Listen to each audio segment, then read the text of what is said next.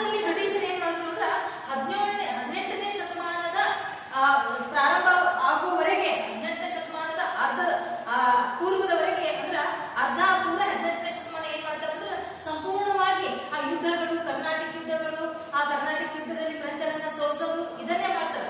18ನೇ ಶತಮಾನದ ದ್ವಿತೀಯಾರ್ಧದಲ್ಲಿ ಏನ್ ಮಾಡ್ತಾರೆ ಅಂದ್ರ ಸಂಪದ್ಭರಿತವಾಗಿರ್ತಕ್ಕಂಥ ಬಂಗಾಳ ಪ್ರಾಂತದ ಮೇಲೆ ಇವರು ಕಣ್ಣು ಬೀಳ್ತಾರೆ.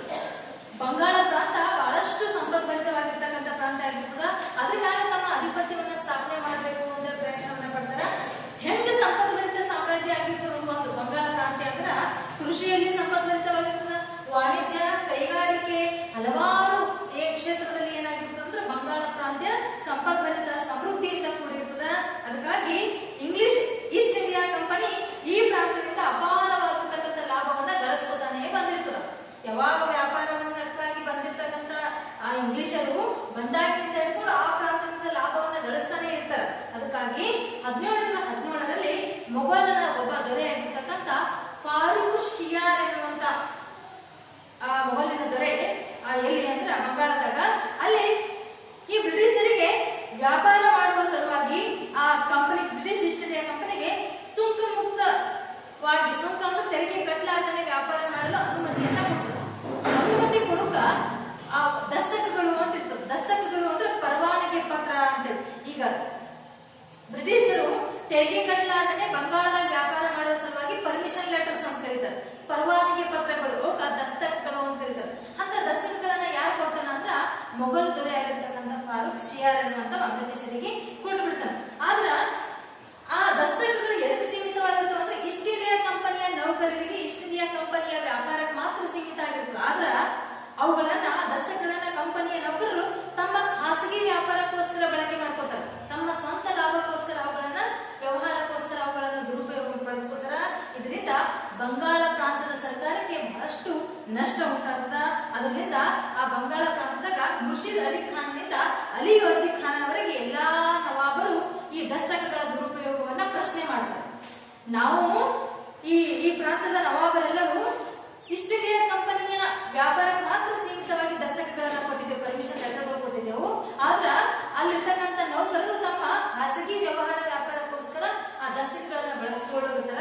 ಇದರಿಂದ ನಮ್ಮ ಬಂಗಾಳ ಪ್ರಾಂತಕ್ಕೆ ಬಹಳಷ್ಟು ನಷ್ಟ ಆಗಿರ್ತದ ಅಂತೇಳಿ ಅದರ ವಿರುದ್ಧ ಎಲ್ಲರೂ ಏನ್ ಮಾಡ್ತಾರೆ ಅಂದ್ರ ತಮ್ಮದೇ ಆಗಿರ್ತಕ್ಕಂಥ ಅಭಿಪ್ರಾಯವನ್ನು ವ್ಯಕ್ತಪಡಿಸ್ತಾರ.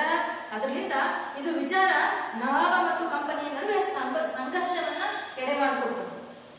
ಕಂಪನಿ ಈ ನವಾಬರು ವ್ಯಕ್ತಪಡಿಸ್ತಕ್ಕಂಥ ವಿರೋಧವನ್ನ ಕಂಪನಿ ಒಪ್ಕೊಳ್ಳಲ್ಲ. ಅದಕ್ಕಾಗಿ ಇಬ್ಬರ ನಡುವೆ ಸಂಘರ್ಷ ಉಂಟಾಗ್ತದ. ಇದರ ಪರಿಣಾಮವಾಗಿಯೇ ಭಾರತ ಇತಿಹಾಸಕ್ಕೆ ಒಂದು ಹೊಸ ತಿರುವನ್ನ ಕೊಡುವಂತಹ ಒಂದು ಯುದ್ಧ ನಡೀತದ.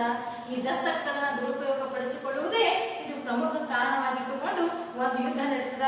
ಅದೇ ಮಹತ್ವವಾಗಿರ್ತಕ್ಕಂಥ ಯುದ್ಧ ಪ್ಲಾಸೀಕರಣ. ಆ ಯುದ್ಧದ ಪರಿಣಾಮವೇ ಇನ್ನೊಂದು ಯುದ್ಧ ಆಗ್ತದ, ಅದು ಬಕ್ಸಾರ್ ಕದನ. ಅಂದ್ರ ಇಲ್ಲಿ ಪ್ಲಾಸೀಕರಣ ನೋಡಿ, ಮೊದಲನೇದಾಗಿ ಬಂಗಾಳದ ನವಾಬನಾಗಿರ್ತಕ್ಕಂಥ ಅಲಿ ವರ್ದಿ ಖಾನ 1756ರ ನಿಧನವನ್ನ ಹೊಂದುತ್ತಾನೆ. ಅವ ಮರಣ ಹೊಂದಿದ್ಮೇಲೆ ಅಲ್ಲಿ ಅವನ ಮೊಮ್ಮಗನಾಗಿರ್ತಕ್ಕಂಥ ಸಿರಾಜ್ ಉದ್ ದೌಲ ಎನ್ನುವಂತ ಒಬ್ಬ ಅವನ ಮೊಮ್ಮಗ ಏನ್ ಮಾಡ್ತಾನಂದ್ರ ಆ ಒಂದು ಅಧಿಕಾರವನ್ನು ಸ್ವೀಕಾರ ಮಾಡ್ಕೊತಾನ. ಈ ನವಾಬ ಬಹಳ ಯುವ ಪೀಳಿಗೆ, ಬಹಳಷ್ಟು ಹೊಸ ವಿಚಾರಗಳನ್ನು ಹೊಂದಿರ್ತಕ್ಕಂಥ ಒಬ್ಬ ವ್ಯಕ್ತಿ, ಒಳ್ಳೆಯ ವ್ಯಕ್ತಿತ್ವ, ತನ್ನ ಸಾಮ್ರಾಜ್ಯವನ್ನ ಕಾಪಾಡಿಕೊಳ್ಳಬೇಕು ಎನ್ನುವಂತ ಅವನಲ್ಲಿರ್ತಕ್ಕಂಥ ಮಹತ್ವಾಕಾಂಕ್ಷೆ, ಇದೆಲ್ಲ ಬ್ರಿಟಿಷರ ಜೊತೆಗೆ ಅವನ ವಿರೋಧ ನೀತಿ ಇವೆಲ್ಲ ಏನ್ ಮಾಡ್ತಾವಂದ್ರ ಈ ಪ್ಲಾಸೀಕರಣಕ್ಕೆ ಕಾರಣ ಆಗ್ತದ. 1757ದಾಗ ಈ ಇತಿಹಾಸದ ಮಹತ್ವದ ಘಟ್ಟವಾಗಿರ್ತಕ್ಕಂಥ ಈ ಒಂದು ಯುದ್ಧ ನಡೀತದ. 1757ರಲ್ಲಿ ಸಿರಾಜ್ ಉದ್ ದೌಲನಿಗೂ ಮತ್ತು ಬ್ರಿಟಿಷರ ಮಧ್ಯದಲ್ಲಿ. ಇದಕ್ಕ ಕೆಲವೊಂದು ಕಾರಣಗಳು ಏನಂದ್ರೆ ಈ ಒಂದು ಹೇಳಿದ ದಸ್ತಕಗಳ ದುರುಪಯೋಗ ಅಂತ. ಕಂಪನಿಯ ವ್ಯಾಪಾರಕ್ಕಾಗಿ ನೀಡಿರ್ತಕ್ಕಂಥ ದಸ್ತಕಗಳನ್ನ ನೌಕರರು ತಮ್ಮ ಖಾಸಗಿ ವ್ಯವಹಾರಕ್ಕೋಸ್ಕರ ಬಳಸ್ಕೊತಾ ಇದ್ರು. ಇದನ್ನ ಬಿಟ್ಟು ಇನ್ನೂ ಕಾರಣಗಳಿದ್ವು. ಏನಂದ್ರ ಅನುಮತಿ ಇಲ್ಲದೆ ಬ್ರಿಟಿಷರು ಒಂದು ಕೋಟೆಯನ್ನ ಕಟ್ಟಿ ಆ ಕೋಟೆಯನ್ನ ಏನ್ ಮಾಡಿದ್ರು ಅಂದ್ರೆ ಕಾವಲು ಕಾಯ್ಲಿಕ್ಕ ಕೆಲವೊಂದು ಫಿರಂಗಿಗಳನ್ನ ನೇಮಕ ಮಾಡಿದ್ರು. ಇದು ಯಾರ ಅನುಮತಿ ಇರ್ಲಾರ್ದೇ ಮಾಡಿದ್ರು ಅಂದ್ರೆ ಬಂಗಾಳದ ನವಾಬನಾಗಿರ್ತಕ್ಕಂಥ ಸಿರಾಜ್ ಉದ್ ದೌಲನ ಅನುಮತಿ ಪಡಿಲಾರ್ದೇನೆ ಏನ್ ಮಾಡಿದ್ರು ಅಂದ್ರೆ ಕಲ್ಕತ್ತಾದಲ್ಲಿ ಒಂದು ಕೋಟೆಯನ್ನ ನಿರ್ಮಾಣ ಮಾಡಿ ಆ ಕೋಟೆ ಕಾವಲಿಗೋಸ್ಕರ ಹಲವಾರು ಫಿರಂಗಿಗಳನ್ನ ನೇಮಕ ಮಾಡಿದ್ರು. ಇದಕ್ಕ ಸಿರಾಜ್ ಉದ್ ದೌಲ ವಿರೋಧ ವ್ಯಕ್ತಪಡಿಸಿ ಅವ್ರಿಗೆ ಕರೆಸಿ ಹೇಳೋದು ಏನಂದ್ರ, ನೀವು ಈ ರೀತಿ ಕೋಟೆಯನ್ನ ನಮ್ಮ ದೇಶದಲ್ಲಿ ನೀವು ವ್ಯಾಪಾರಕ್ಕೋಸ್ಕರ ಬಂದವರು ಈ ಸಲ ಈ ತರ ಕೋಟೆಯನ್ನ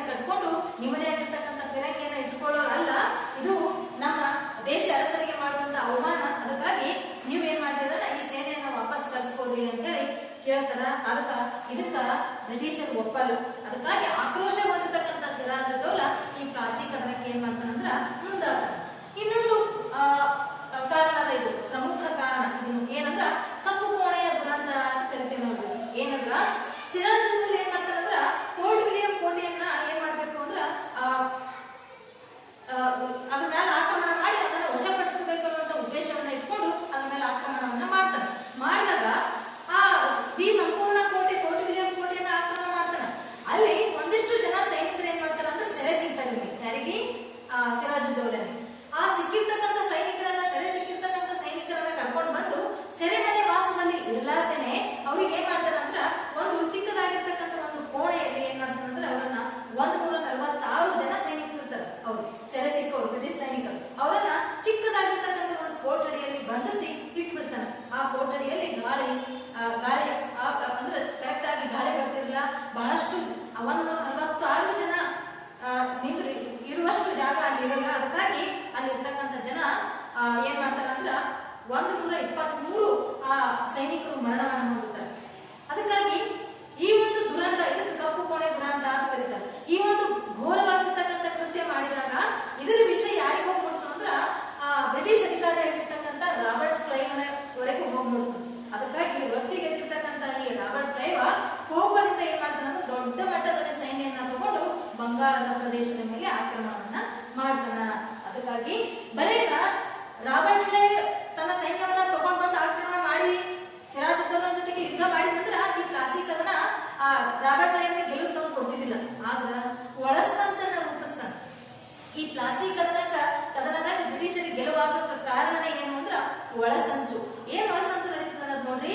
ನವಾಬನಿಗೆ ಈ ಒಂದಿಷ್ಟು ಜನ ವಿರೋಧಿಗಳು ಇರ್ತಾರೆ ಸಿರಾಜುದ್ದೌಲಾ. ಯಾರ್ಯಾರಂದ್ರ ಮಾಣಿಕ್ ಚಂದ, ಓಮಿಚಾಂದ, ಜಗತ್ ಸೇಠ್ ಎನ್ನುವಂಥವ್ರು ಬಂಗಾಳದಲ್ಲಿ ಇರ್ತಕ್ಕಂಥ ಶ್ರೀಮಂತರು. ಅಂದ್ರೆ ಲೇವಾದೇವಿಗಾರರು, ಸಾಲ ಕೊಡೋರು ತಗೊಳ್ಳೋರು ಒಂದಿಷ್ಟು ಜನ. ಇನ್ನೊಂದು ರಾಜನಿಗೆ ಕೆಲವೊಂದು ವಿಷಯದಲ್ಲಿ ವಿರೋಧವನ್ನು ವ್ಯಕ್ತಪಡಿಸ್ತಕ್ಕಂಥ ವ್ಯಕ್ತಿಗಳು ಇರ್ತಾರ. ಇಂಥವ್ರನ್ನ ಏನ್ ಮಾಡ್ತಾನೆ ಅಂದ್ರೆ ರಾಬರ್ಟ್ ಕ್ಲೈವ್ ತನ್ನತ್ತ ಸೆಳೆದುಕೊಂಡು ನಿಮ್ಮನ್ನೇ ಏನ್ ಮಾಡ್ತೀನಿ ಅಂದ್ರ ನಿಮ್ಮಲ್ಲೇ ಇರ್ತಕ್ಕಂಥ ಒಬ್ಬ ಪ್ರಮುಖ ವ್ಯಕ್ತಿನ ನೀವೇ ಆಯ್ಕೆ ಮಾಡ್ರಿ. ಅಂತ ವ್ಯಕ್ತಿಯನ್ನೇ ನಾ ಏನ್ ಮಾಡ್ತೀನಿ ಅಂದ್ರ ಆಯ್ಕೆ ಮಾಡಿ ನಿಮ್ಮ ನವಾಬನನ್ನಾಗಿ ಮಾಡ್ತೀನಿ. ಆದ್ರ ಸಿರಾಜುದ್ದೌಲನಿಗೆ ಸೋಲಿಸಕ ನೀವು ನಮ್ಗ ಸಹಾಯ ಮಾಡ್ಬೇಕು ಅಂದಾಗ ಅವರೆಲ್ಲರೂ ಏನ್ ಮಾಡ್ತಾರ ಅಂದ್ರ ಸಿರಾಜುದ್ದೌಲನ ಸೇನಾಧಿಪತಿ ಬಲ್ಲೆ ಹೋಗ್ತಾರ. ರಾಬರ್ಟ್ ಕ್ಲೈವ್ ಮತ್ತು ಸಿರಾಜುದ್ದೌಲನ ವಿರೋಧಿಗಳು. ಅವಾಗ ಅಲ್ಲಿರ್ತಕ್ಕಂಥ ಸಿರಾಜನ ಸೇನಾಧಿಪತಿ ಆಗಿರ್ತಕ್ಕಂಥ ಮೀರ್ ಜಾಫರ್ ಏನ್ ಮಾಡ್ತಾರಂದ್ರ ಇದಕ್ಕೆ ಒಪ್ಕೋತಾನ. ನನ್ನನ್ನ ನೀವು ನವಾಬನನ್ನಾಗಿ ಮಾಡುವುದಾದ್ರೆ ನಾ ಏನ್ ಮಾಡ್ತೀನಿ ಅಂದ್ರೆ ನಿಮ್ಗ ಯುದ್ಧದಲ್ಲಿ ಸುಮ್ಮನೆ ಇರ್ತೀನಿ ಅಂದಾಗ ರಾಬರ್ಟ್ ಕ್ಲೈವ್ ಏನ್ ಮಾಡ್ತಾನಂದ್ರೆ ನೀನು ತಟಸ್ಥವಾಗಿರು, ಸುಮ್ಮನೆ ಇದ್ದು ಬಿಡು, ಈ ಯುದ್ಧದಲ್ಲಿ ನಾವು ಆ ಸಿರಾಜುದ್ದೌಲನ ಸೋಲಿಸ್ತೀವಿ ಅಂತ ಹೇಳಿದಾಗ ಇದರಿಂದ ಧೈರ್ಯಗೊಂಡಿರ್ತಕ್ಕಂಥ ರಾಬರ್ಟ್ ಕ್ಲೈವ್ ಏನ್ ಮಾಡ್ತಾನಂದ್ರ ಮೀರ್ ಜಾಫರ್ನ ಸಹಾಯದೊಂದಿಗೆ 1757 ಜೂನ್ 23ರಂದು ಏನ್ ಮಾಡ್ತಾನಂದ್ರ ಸಿರಾಜುದ್ದೌಲನ ಮೇಲೆ ಕದನವನ್ನ ಸಾರ್ತಾನ. ಪ್ಲಾಸಿ ಎನ್ನುವಂತ ಸ್ಥಳದಲ್ಲಿ ಕ್ಲೈವ್ ಅನ್ನು ಯೋಜಿಸಿದಂತೆ ರಾಬರ್ಟ್ ಕ್ಲೈವ್ ಯೋಜನೆ ಹೆಂಗೆ ಮಾಡ್ಕೊಂಡಿರ್ತಾನೆ ಅದೇ ಪ್ರಕಾರ ಏನ್ ಮಾಡ್ತಾನೆ ಎಲ್ಲವೂ ನಡೀತದ. ಯುದ್ಧ ಭೂಮಿಯಿಂದ ತಪ್ಪಿಸಿಕೊಂಡು ಸಿರಾಜುದ್ದೌಲಾ ಏನ್ ಮಾಡ್ತಾನ ಅಂದ್ರ ನಾವು ಓದ್ತಾ ಇರ್ತಾನ. ಆದ್ರ ಅವನನ್ನ ಸೆರೆ ಹಿಡಿದು ಅವನಿಗೆ ಏನ್ ಮಾಡ್ತಾರ ಅಂದ್ರೆ ಕೊಲೆಯನ್ನ ಮಾಡಲಾಗ್ತದ. ಅಂದ್ರ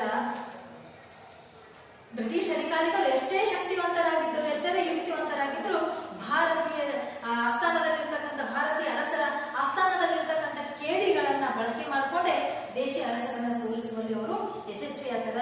ಇದರ ಕೆಲವೊಂದು ಪರಿಣಾಮಗಳನ್ನ ಉಂಟು ಮಾಡ್ತದ. ಏನ್ ಪರಿಣಾಮ ಅಂದ್ರ ಈ ಯುದ್ಧ ಭಾರತೀಯರಲ್ಲಿದ್ದ ಅನೈಕ್ಯತೆ, ಅಸಂಘಟನೆ, ವ್ಯಾಪಾರದ ವರ್ಗದಲ್ಲಿ ಲೋಭಿತನ, ಹಣಕ್ಕೋಸ್ಕರ ಬಾಯಿಬಿಡುವಂತ ಒಂದು ವ್ಯವಸ್ಥೆ ಇದೆಲ್ಲ ಕಂಡು ಬರ್ತದೆ ಭಾರತೀಯರಲ್ಲಿ. ಈ ರೀತಿ ಆಗಿರ್ತಕ್ಕಂಥ ಸ್ವಭಾವ ಗುಣ ಅದ ಅನ್ನೋದು ಬ್ರಿಟಿಷರಿಗೆ ಮನವರಿಕೆ ಆಗ್ತದ. ಮೀರ್ ಜಾಫರ್ನನ್ನ ಬಂಗಾಳದ ನವಾಬನನ್ನಾಗಿ ಮಾಡಲಾಗ್ತದ. ಕಂಪನಿ ಬಂಗಾಳ ಪ್ರಾಂತ್ಯದಲ್ಲಿ ವ್ಯಾಪಾರ ನಡೆಸಲು ಅನಿರ್ಬಂಧ ಹಕ್ಕನ್ನ ಪಡೆದು ಅಲ್ಲಿ ಯಾರು ನಿರ್ಬಂಧ ಮಾಡುವಂತವರೇ ಇಲ್ಲ. ಯಾಕಂದ್ರ ತಾವು ಇಚ್ಛೆ ಪಟ್ಟು ಮಾಡಿರ್ತಕ್ಕಂಥ ವ್ಯಕ್ತಿನೇ ನವಾಬ. ಅದಕ್ಕಾಗಿ ಈಸ್ಟ್ ಇಂಡಿಯಾ ಕಂಪನಿಯ ನೌಕರರಾಗಿರ್ಬೋದು, ಈಸ್ಟ್ ಇಂಡಿಯಾ ಕಂಪನಿಗಾಗಿರ್ಬೋದು ಯಾವುದೇ ರೀತಿ ವಿರೋಧ ವ್ಯಕ್ತಪಡಿಸೋರಲ್ಲಿ ಇರಲ್ಲ.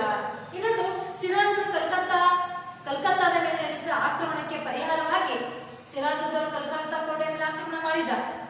ಅದಕ್ಕೆ ಆಕ್ರಮಣ ಮಾಡಿದಕ್ಕಾಗಿ ಇಂಗ್ಲಿಷರಿಗೆ ನಷ್ಟ ಉಂಟಾಗಿರ್ತದೆ. ಅದಕ್ಕಾಗಿ ಆ ನಷ್ಟವನ್ನ ಭರಿಸುವ ಸಲುವಾಗಿ ನಂತರ ಈಗ ನವಾಬನಾಗಿರ್ತಕ್ಕಂಥ ಮೀರ್ ಜಾಫರ್ ಏನ್ ಮಾಡ್ಬೇಕಾಗಿತ್ತು ಅಂದ್ರ ಕಂಪನಿಗೆ 17,70,00,000 ರೂಪಾಯಿಗಳನ್ನ ಏನ್ ಮಾಡ್ತಾ ಇತ್ತು ಅಂದ್ರ ಆ ಒಂದು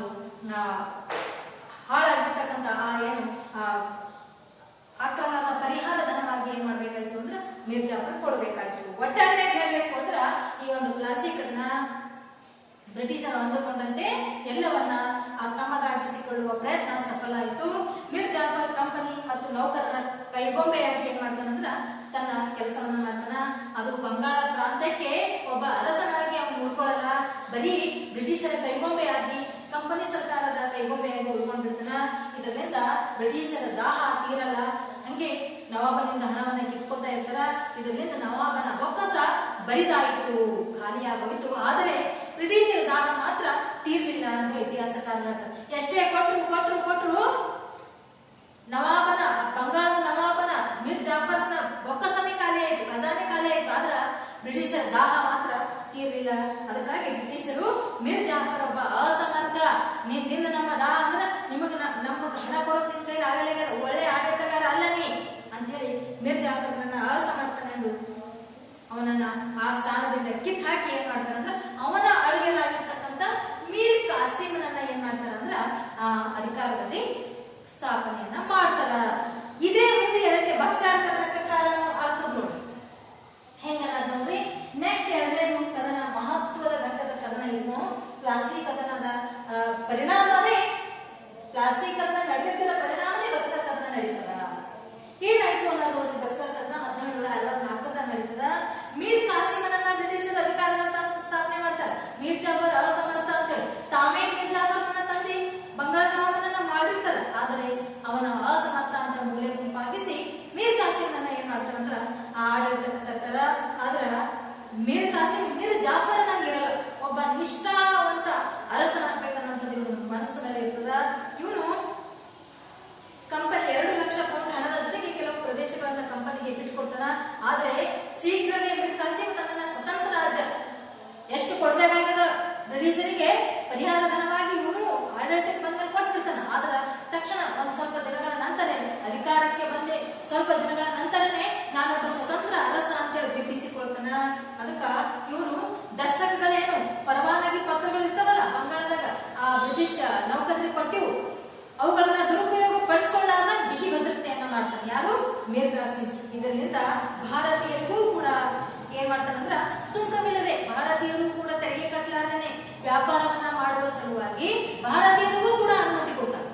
ಬ್ರಿಟಿಷರಿಗೆ ಹೆಂಗ್ ದಸ್ತಕಗಳು ಕೊಟ್ಟಿರ್ತಾನಲ್ಲ ಅದೇ ರೀತಿ ಭಾರತೀಯರು ಕೂಡ ತೆರಿಗೆ ಕಟ್ಟಲಾರ್ದೇನೆ ನೀವು ಕೂಡ ಮುಕ್ತವಾಗಿ ಇಲ್ಲಿ ವ್ಯಾಪಾರವನ್ನ ಮಾಡಬಹುದು ಅಂತ ಪರ್ಮಿಷನ್ ಕೊಡ್ತಾನ. ಇದರಿಂದ ಬ್ರಿಟಿಷರಿಗೆ ಕಾಂಪಿಟೇಷನ್ ಉಂಟಾಗ್ತದ. ಬ್ರಿಟಿಷರು ಏನ್ ಮಾಡ್ತಿದ್ರು ಅಂತ ಒಬ್ಬರೇ ವ್ಯಾಪಾರ ವ್ಯವಹಾರವನ್ನ ಮಾಡ್ಬೇಕು. ಆದ್ರ ಇಲ್ಲಿ ಮೀರ್ ಕಾಸಿಮ್ ಏನ್ ಮಾಡ್ದ ಅಂದ್ರೆ ಭಾರತೀಯರಿಗೂ ಅವಕಾಶ ಕೊಟ್ಟಾಗಿಲ್ಲ, ಭಾರತೀಯರು ಬ್ರಿಟಿಷ್ ಆ ವ್ಯಾಪಾರಸ್ಥರಿಗೆ ಪ್ರತಿಸ್ಪರ್ಧಿಗಳಾದ್ರು. ಇದರಿಂದ ಕೋಪಗೊಂಡಿರ್ತಕ್ಕಂಥ ಬ್ರಿಟಿಷರು ಸಂಘಟನೆ ಏನ್ ಮಾಡ್ತಾರ ಅಂದ್ರ ಆ ಬ್ರಿಟಿಷರಿಗೆ ನವಾಬನನ್ನ ವಿರೋಧಿಸಲು ಇದಿಷ್ಟೇ ಸಾಕಿತ್ತು. ಈಗ ಮೀರ್ ಕಾಸಿಮ್ಗೆ ವಿರೋಧ ವ್ಯಕ್ತಪಡಿಸಬೇಕಂದ್ರೆ ಅವ್ರಿಗೆ ಬರೋ ಕಾರಣ ಇದ್ದಿಲ್ಲ. ಒಬ್ಬ ನಿಷ್ಠಾವಂತ ಒಬ್ಬ ನವಾಬನಾಗಿ ಕೆಲಸ ಮಾಡ್ತಿದ್ದ, ಜನರ ಸುಖ ದುಃಖಗಳನ್ನ ಕೇಳ್ತಿದ್ದ, ದೇಶದ ತನ್ನ ಸಾಮ್ರಾಜ್ಯದ ಅಭಿವೃದ್ಧಿಗಾಗಿ ಶ್ರಮ ಪಡ್ತಾ ಇದ್ದ. ಭಾರತೀಯ ನೌಕರರಿಗೂ ಭಾರತೀಯ ವ್ಯಾಪಾರಸ್ಥರಿಗೂ ತೆರಿಗೆ ಇಲ್ಲದಂತೆ ವ್ಯಾಪಾರ ಮಾಡಕ್ಕೆ ಅನುಮತಿ ಕೊಟ್ಟ. ಅದಕ್ಕಾಗಿ ಹೆಂಗರೆ ಮಾಡಿ ಇವನನ್ನ ಅಧಿಕಾರದ ಕೆಳಗೆ ತೆಗಿಬೇಕು ಅನ್ನೋದು ಬ್ರಿಟಿಷರ್ ಮಾತು ಕೊಟ್ಟಿಲ್ಲತೆ. ಅದಕ್ಕಾಗಿ ಮೀರ್ ಕಾಸಿಮ್ನನ್ನ ಅಧಿಕಾರದಿಂದ ಇಳಿಸಿ ಮತ್ತೆ ಮೀರ್ ಜಾಫರ್ನನ್ನ ಏನ್ ಮಾಡ್ತಾರಂದ್ರ ಏನ್ ಮಾಡ್ತಾರ ಮತ್ತೆ ನವಾಬನನ್ನಾಗಿ ಮಾಡ್ತಾರ. ಇದರಿಂದ ಮೀರ್ ಕಾಸಿಮ್ ಏನ್ ಮಾಡ್ತಾನಂದ್ರ ಬ್ರಿಟಿಷರ ವಿರುದ್ಧ ಈ ಸಲ ನಾನು ಹೋರಾಟ ಮಾಡಿ ಅವರನ್ನ ಸೋಲಿಸಿ ನನ್ನ ಆಡಳಿತವನ್ನ ನಾನು ತಗೋಬೇಕು ಅನ್ನೋದು ಒಂದು ತಲೆ ಬಂತ. ಅದಕ್ಕಾಗಿ ಅವ ಏನ್ ಮಾಡ್ತಾನಂದ್ರ ಸುತ್ತಮುತ್ತ ಇರ್ತಕ್ಕಂಥ ನವಾಬರನ್ನ ಏನ್ ಮಾಡ್ತಾನಂದ್ರ ಸಂಘಟಿಸುವ ಪ್ರಯತ್ನವನ್ನ ಮಾಡ್ತಾನ. ಭಾರತೀಯ ವ್ಯಾಪಾರಿಗಳು, ವಿವಿಧ ಕಸುಬುದಾರರು ಇವರೆಲ್ಲರನ್ನ ಸಂಘಟಿಸಿ ತನ್ನ ಬೆಂಬಲಕ್ಕೆ ತಗೊಂಡು ಬ್ರಿಟಿಷರ ವಿರುದ್ಧ ಹೋರಾಟ ಮಾಡ್ಬೇಕಂತನ. ಇದ್ರಾಗ ಮೊಘಲದ ದೊರೆ 2ನೇ ಶಾ ಆಲಂ ಮತ್ತ ಔಧನ ನವಾಬ ಸೂಜ ಉದ್ದವರು ಇವರಿಬ್ಬರ ಜೊತೆಗೆ ಒಪ್ಪಂದ ಮಾಡ್ಕೊತಾನ. ನೀವಿಬ್ರು ನನಗೆ ಹೆಲ್ಪ್ ಮಾಡ್ರಿ, ನಾವು ಮೂವರು ಸೇರಿ ಏನ್ ಮಾಡೋದು ಅಂದ್ರೆ ಆ ಬ್ರಿಟಿಷರನ್ನ ಸೋಲಿಸಿ ಆ ಮೀರ್ ಜಾಫರ್ನನ್ನ ಅಧಿಕಾರದಿಂದ ಕೆಳಗಿಳಿಸಿ ನಾವು ಅಧಿಕಾರವನ್ನ ತಗೊಳ್ಳಾರಿ ಅಂತೇಳಿ ಏನ್ ಮಾಡ್ತಾನಂದ್ರೆ ಸಂಘಟನಾತ್ಮಕ ಹೋರಾಟ ಮಾಡ್ತಾನ. ಮೀರ್ ಕಾಸಿಮನ 3 ಸಂಯುಕ್ತ ಸೇನೆಗಳು ಮತ್ತ ಬ್ರಿಟಿಷರ ಹೆಕ್ಟರ್ ಮನ್ರೋ ಎನ್ನುವಂತ ಬ್ರಿಟಿಷ್ ಅಧಿಕಾರಿಯ ನೇತೃತ್ವದಲ್ಲಿ 2 ಸೇನೆಗಳು ಮುಖಾಮುಖಿಯಾಗಿ ಯುದ್ಧ ಮಾಡ್ತಾವ. ಯಾವಾಗಂದ್ರೆ 1764ದಾಗ ಬಕ್ಸಾರ್ ಎನ್ನುವಂತ ಒಂದು ಪ್ರದೇಶದಾಗ ಯುದ್ಧ ಪ್ರಾರಂಭ ಆದ. ಅಂತಿಮವಾಗಿ ಯುದ್ಧದಲ್ಲಿ ಮೀರ್ ಕಾಸಿಮ್ ಸೋತು ಓಡ್ ಹೋಗ್ಬಿಡ್ತಾನ. ಆಮೇಲೆ ಶಾ ಆಲಂ ಶರಣಾಗ್ತಾನ. ಉಳಿದವ್ರನ್ನ ನೋಡ್ರಿ, ಪ್ರಮುಖವಾಗಿ ಯುದ್ಧ ಮಾಡುವಂತ ನಾಯಕನೇ ಯುದ್ಧದಲ್ಲಿ ಸೋತು ಪಲಾಯನ ಮಾಡಿದ್ರು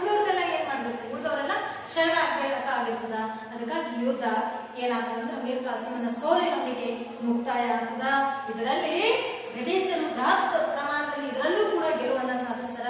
ಈ ಎರಡೂ ಯುದ್ಧಗಳಲ್ಲಿ ಗೆಲುವು ಸಾಧಿಸಿದ ಮೇಲೆ ಸಂಪೂರ್ಣವಾಗಿ ಬಂಗಾಳದ ಸುತ್ತಮುತ್ತಲಿನ ಪ್ರಾಂತಗಳ ಮೇಲೆ ಎಲ್ಲಾ ರೀತಿಯ ಅಧಿಕಾರವನ್ನ ಪಡ್ಕೊಳ್ಳುವಲ್ಲಿ ಬ್ರಿಟಿಷರು ಯಶಸ್ವಿಯಾದರ. ಇನ್ನು ಇದರ ಪರಿಣಾಮ ಕೆಲವೊಂದು ಈ ಬಕ್ಸರ್ ಕನ್ನಡದಿಂದ ಕೆಲವೊಂದು ಪರಿಣಾಮಗಳು ಏನಂದ್ರ ಬಂಗಾಳದ ಮೇಲೆ ದಿವಾನಿ ಹಕ್ಕನ್ನ ಪಡ್ಕೋತಾರ. ಸಂಪೂರ್ಣವಾಗಿ ಬಂಗಾಳ ಪ್ರದೇಶದ ಮೇಲೆ ದಿವಾನಿ ಹಕ್ಕನ್ನ ಪಡ್ಕೋತಾರೆ ಬ್ರಿಟಿಷರು. ದಿವಾನಿ ಹಕ್ಕಂದ್ರೆ ಏನಂದ್ರೆ ಅಲ್ಲಿ ಬಂಗಾಳದ ಪ್ರಾಂತದಲ್ಲಿ ಭೂಮಿ ಏನಿರ್ತದಲ್ಲ ಆ ಭೂಮಿ ಮೇಲೆ ಟ್ಯಾಕ್ಸ್ ಕಂದಾಯ ವಸೂಲಿ ಮಾಡುವ ಹಕ್ಕು ಯಾರಿಗೈತಿ? ಇದು ಹಕ್ಕು. ಮೊದಲ ದೇಶೀಯ ಅರಸರು ಕಂದಾಯವನ್ನ ವಸೂಲಿ ಮಾಡ್ತಿದ್ರು. ಆದ್ರೆ ಈಗ ಕಂಪನಿ ಈಸ್ಟ್ ಇಂಡಿಯಾ ಕಂಪನಿ ಏನ್ ಮಾಡ್ಕೊಂಡ್ರು ಕಂದಾಯವನ್ನ ವಸೂಲಿ ಮಾಡುವ ಹಕ್ಕನ್ನ ಪಡ್ಕೊತು. ಇದಷ್ಟೇ ಅಲ್ಲ, ಏನ್ ಶಾ ಆಲಂ ಇರ್ತಾನಲ್ಲ ಮೊಘಲ್ ದೊರೆ, ಆ ಶಾ ಆಲಂ ವಾರ್ಷಿಕವಾಗಿ 26 ಲಕ್ಷ ರೂಪಾಯಿಗಳನ್ನ ಕೊಡ್ರಿ ನಂಗ ಅಂದ್ರ ಆ ಶಾ ಆಲಂ ಬ್ರಿಟಿಷರ್ ಏನ್ ಮಾಡಿದ್ರು ವರ್ಷಕ್ಕೆ 26 ಲಕ್ಷ ರೂಪಾಯಿ ಕೊಟ್ಟು ನೀ ಬರೀ 26 ಲಕ್ಷ ರೂಪಾಯಿ ತಗೊಂಡು ಸುಮ್ಮಕೊಂಡಿರ್ಬೇಕು, ನಿಮ್ಮ ಎಲ್ಲಾ ಹಕ್ಕುಗಳನ್ನ ನಾವು ಬಿಟ್ಕೊಡ್ಬೇಕು ಅಂತೇಳಿ ಅದೊಂದು ಒಪ್ಪಂದ ಮಾಡ್ಕೊತಾರ. ಆಮೇಲೆ ಅವುಗಳ ನವಾಬರಾಗಿರ್ತಕ್ಕಂಥ ಸೂಜಾ ಉದ್ದಾರವಲ್ಲ ಕಂಪನಿಯ ಮೇಲೆ ಕಂಪನಿಯ ಜೊತೆಗೆ ಬ್ರಿಟಿಷರ ಜೊತೆಗೆ ಯುದ್ಧ ಮಾಡಿದಕ್ಕಾಗಿ ಯುದ್ಧ ನಷ್ಟ ಪರಿಹಾರವಾಗಿ 50 ಲಕ್ಷ ರೂಪಾಯಿಗಳನ್ನ ಕೊಟ್ಟು ಅವರು ಕೂಡ ತಮ್ಮ ಸೋಲನ್ನು ಒಪ್ಕೋಬೇಕಾಗ್ತದ. ಅನಿವಾರ್ಯವಾಗಿ ಇಬ್ರು ಈ ಸೋಲನ್ನು ಒಪ್ಕೋತಾರ. ಇನ್ನ ಮೀರ್ ಜಾಫರ್ ಮರಣ ಹೊಂದಿದ ನಂತರ ಅವನ ಮಗನಿಗೆ ಇವರು ಮೀರ್ ಜಾಫರ್ನ ಬಂಗಾಳ ನವಾಬನ ಮಾಡಿರ್ತಾರ. ಆಮೇಲೆ ಮುಂದೆ ಮೀರ್ ಜಾಫರ್ ಮರಣ ಹೊಂದಿರ್ತಾನ. ಯಾರಿಗೂ ಬ್ರಿಟಿಷರ್ ಮಾಡಿರ್ತಾರೆ. ಬ್ರಿಟಿಷರ್ ಮೀರ್ ಜಾಫರ್ನಿಗ ಬಂಗಾಳ ನವಾಬನ ಮಾಡಿದ್ಮೇಲೆ ಅವ ಮರಣ ಹೊಂದುತ್ತಾನೆ. ಮರಣ ಹೊಂದ್ಮೇಲೆ ಈಗ ಅವನು ಆ ಸ್ಥಾನಕ್ಕೆ ಅವನ ಮಗನಾಗಿರ್ತಕ್ಕಂಥವನ್ನೇ ಏನ್ ಮಾಡ್ತಾರೆ ಅಂದ್ರ ಬಂಗಾಳದ ನವಾಬನನ್ನಾಗಿ ಮಾಡ್ತಾರೆ. ಮಾಡಿ ಅವನಿಗೆ ವಿಶ್ರಾಂತಿ ವೇತನ ರಿಟೈರ್ಮೆಂಟ್ ಕೊಟ್ಬಿಡ್ತಾರೆ. ಅವನಿಗೆ ನೀ ಬರೇ ಏನ್ ಮಾಡು ನವಾಬನಾಗಿ ಉಳ್ಕೊಂಡ್ಬಿಡು, ನೀ ವಿಶ್ರಾಂತಿ ರೆಸ್ಟ್ ಮಾಡ್ಕೊತ ಇರು, ನಿಮಗೆ ಬರೇ ಪಗಾರ ಕೊಡ್ತೇವೆ. ನೀ ಏನ್ ಮಾಡೋದಿಲ್ಲ ಅಂದ್ರೆ ಬಂಗಾಳದ ಆಡಳಿತ ಮಾಡೋದಿಲ್ಲ. ಎಲ್ಲಾ ಆಡಳಿತವನ್ನ ಸಂಪೂರ್ಣವಾಗಿ ಬ್ರಿಟಿಷರೇ ತಗೊಂಡ್ಬಿಡ್ತಾರ. East India ಕಂಪನಿಯೇ ತಗೊಂಡ್ಬಿಡ್ತದ. ಅಂತಿಮವಾಗಿ ಬಕ್ಸಾರ್ ಕದನ ಬ್ರಿಟಿಷರು ಬಕ್ಸಾರ್ ಕದನದ ನಂತರ ಬಂಗಾಳ, ಬಿಹಾರ, ಒರಿಸ್ಸಾ ಇದೆಲ್ಲಾ ಪ್ರದೇಶದ ಒಡೆಯರಾಗಿ ಹೊರಹೊಮ್ಮುತ್ತಾರ. ಆಮೇಲೆ ಅವರು ಕೂಡ ಅವರ ಅಧೀನದಲ್ಲಿ ಉಳಿತದ. ರಾಬರ್ಟ್ ಕ್ಲೈವ್ ಮುಂದ ಬಂಗಾಳದಾಗ 1765ದಾಗ ರಾಬರ್ಟ್ ಕ್ಲೈವ್ ಏನ್ ಮಾಡ್ತಾನಂದ್ರ ರಾಬರ್ಟ್ ಕ್ಲೈವ್ ದ್ವಿಪ್ರಭುತ್ವವನ್ನು ಜಾರಿಗೆ ತರ್ತಾನ. ದ್ವಿಪ್ರಭುತ್ವ ಯಾರು ಜಾರಿಗೆ ತರ್ತಾರ? 1757 ಜಾರಿಗೆ ತರ್ತಾನ. ಈ ಪದ್ಧತಿಯಂತೆ ಬ್ರಿಟಿಷರು ಭೂ ಕಂದಾಯ ವಸೂಲಿ ಮಾಡುವ ಹಕ್ಕನ್ನು ಹೊಂದಿದರು. ಆದರೆ ನವಾಬ ಆಡಳಿತ, ನ್ಯಾಯ ಮೊದಲಾದ ಆಡಳಿತ ಕಾರ್ಯಗಳನ್ನ ಮಾಡ್ತಿದ್ರು. ಏನ್ ಮಾಡಿದ್ರು? ಬರೀ ನ್ಯಾಯ ಆಡಳಿತದ ಕಾರ್ಯಕ್ರಮಗಳೆಲ್ಲ ಮಾಡಿದ್ರು. ಕಾರ್ಯಗಳನ್ನ ಮಾಡಿದ್ರೆ ಏನ್ ಬಂತು? ಸಂಪೂರ್ಣವಾಗಿ ಭೂಮಿಯ ಮೇಲೆ ಕಂದಾಯವನ್ನು ವಸೂಲಿ ಮಾಡುವ ಹಕ್ಕೆ ಯಾರು ಇಟ್ಕೊಂಡ್ರು ಅಂದ್ರೆ ಕಂಪನಿ ಇಟ್ಕೋ, British East India company. Robert Clive ನೇತೃತ್ವದಲ್ಲಿ ಏನಾಯ್ತು ಅಂದ್ರೆ ದ್ವಿಪ್ರಭುತ್ವ ಪದ್ಧತಿ ಜಾರಿಗೆ ಬಂತು. ಎಲ್ಲಾ ಬ್ರಿಟಿಷರು ಅಂದುಕೊಂಡಂತೆ ನಡೆದ್ಮೇಲೆ ಅಲ್ಲಿ ದೇಶೀಯ ಅರಸರಿಗೆ ಯಾವುದೇ ಹಕ್ಕುಗಳು ಉಳ್ಕೊಂಡಿರ್ಲಿಲ್ಲ. ಹೀಗೆ ಬ್ರಿಟಿಷರು ವಾಣಿಜ್ಯ ಹಿತಾಸಕ್ತಿಯನ್ನ ಕಾಪಾಡಿಕೊಳ್ಳುವ ಸಲುವಾಗಿ ಭಾರತದಲ್ಲಿ ಬಂದು ಮುಂದ ರಾಜಕೀಯ ಪರಮಾಧಿಕಾರವನ್ನು ಕೂಡ ಏನ್ ಮಾಡ್ಕೊತಾರ ಅಂದ್ರ ಸ್ಥಾಪನೆಯನ್ನ ಮಾಡ್ತಾರ. ಇದು ನಮ್ಮ ಭಾರತದಲ್ಲಿ ಯುರೋಪಿಯನ್ನರು ಬಂದು ಹೆಂಗ ಅಧಿಕಾರವನ್ನ ಸ್ಥಾಪನೆ ಮಾಡಿದ್ರು ಅನ್ನೋದು. ಈಗ ಮುಂದೆ ಅಧಿಕಾರವನ್ನ ಸ್ಥಾಪನೆ ಅಂತೂ ಮಾಡಿದ್ರು, ಮುಂದೆ ಅಧಿಕಾರವನ್ನ ಹೆಂಗ್ ವಿಸ್ತರಣೆ ಮಾಡ್ತಾರ? ಅವರ ಅಧಿಕಾರವನ್ನ ವಿಸ್ತರಣೆ ಮಾಡಿದಾದ್ಮೇಲೆ ಏನ್ ಪರಿಣಾಮಗಳು ಉಂಟಾಗ್ತವ? ಮುಂದ ಅದರ ಬ್ರಿಟಿಷರ ಆಳ್ವಿಕೆ ವಿಸ್ತರಣೆಯ ಬಗ್ಗೆ ಮುಂದಿನ ಕ್ಲಾಸ್ನಾಗ ಹೇಳ್ತೀನಿ. ಪಾಠ ಹೇಗೆ ಮುಗಿತದ. ಈಗ ಈಸ್ಟ್ ಇಂಡಿಯಾ ಕಂಪನಿ ಸ್ಥಾಪನೆ ಆಗ್ತದೆ ಇಂಗ್ಲೆಂಡ್ 1600ರಲ್ಲಿ ಲಾಸ್ಟ್ ಕ್ಲಾಸ್ನಾಗ ಹೇಳಿದ್ವಿ. ಆಮೇಲೆ United East India company Netherland ಡಚರ್ ಸ್ಥಾಪನೆ ಮಾಡ್ತಾರೆ 1602ರಲ್ಲಿ. ಆಮೇಲೆ 1664ದಾಗ ಫ್ರೆಂಚ್ ಈಸ್ಟ್ ಇಂಡಿಯಾ ಕಂಪನಿ ಸ್ಥಾಪನೆ ಆಗ್ತದ. ಇವೆಲ್ಲ ಯುರೋಪಿಯನ್ನರು ಸ್ಥಾಪನೆ ಮಾಡ್ಕೊಂಡಿರ್ತಕ್ಕಂಥ ಈಸ್ಟ್ ಇಂಡಿಯಾ ಕಂಪನಿಗಳು. ಈ ರೀತಿ ಇದೇನ್ ಮಾಡಿ ಅಂದ್ರ ಈಗ ಏನ್ ಹೇಳಿಲ್ಲ ಕ್ಲಾಸಿಕಲ್ ಮತ್ತು ಬಕ್ಸಾರ್ ಕದನ ಇವೆರಡು ಏನ್ ಮಾಡಿ ಅಂತ ಚಂದ ಒಂದ್ಸಲ ಓದ್ಕೋರಿ. ಇದಕ್ಕೆ ಸಂಬಂಧಪಟ್ಟಂಗ ಒಂದ್ 10 ಕ್ವಶನ್ಗಳು ತೆಗೀರಿ. ಆಮೇಲೆ ನಾ ಫೇರ್ ಕಳಿಸ್ತೀನಂತ ಆ ಫೇರ್ ಬರೀರಿ ನೀವು. ಇನ್ನೊಂದು ನಾವು ಏನು ಪ್ರತಿದಿನ ಪಾಠ ಏನು ಕೇಳ್ತಿರಲಿಲ್ಲ ನೀವು, ನಾವು ಯೂಟ್ಯೂಬ್ದಾಗ ಬಿಡ್ತೇವೆ ಕೇಳ್ತಿರಲಿಲ್ಲ. ಕೇಳಿದಾದ್ಮೇಲೆ ಸಂಪೂರ್ಣ ಪಾಠವನ್ನ ಏನ್ ಮಾಡಿ ಅಂದ್ರೆ ಅವತ್ತೇ ನಾವು ಹೇಳೋದ್ ಕೂಡಲೇ ಏನ್ ಮಾಡಿ ಅಂದ್ರೆ ಓದ್ಕೊಂಡ್ಬಿಡ್ರಿ. ಯಾಕಂದ್ರೆ ನಾವು ಹೇಳದ್ಮೇಲೆ ನೀವು ಓದ್ಕೊಂಡ್ರಿ ಅಂದ್ರೆ ಸ್ವಲ್ಪ ಬೇಗ ಏನಾಗ್ತದಂದ್ರೆ ನೆನಪಾಗ ಉಳಿತದ, ಬಹಳ ದಿನಗಳವರೆಗೆ ನೆನಪು ಉಳಿತದ, ಬೇಗನೆ ತಿಳಿತದ ಅಂತ ಹೇಳಿ ನಾವು ಓದ್ರಿ. ಧನ್ಯವಾದಗಳು. ನೆಕ್ಸ್ಟ್ ಏನ್ ಮಾಡ್ತೀನಿ ಅಂದ್ರೆ ನೆಕ್ಸ್ಟ್ ಪಾಠ ಸ್ಟಾರ್ಟ್ ಮಾಡ್ತೀನಿ ಅಂತ ನೆಕ್ಸ್ಟ್ ಕ್ಲಾಸ್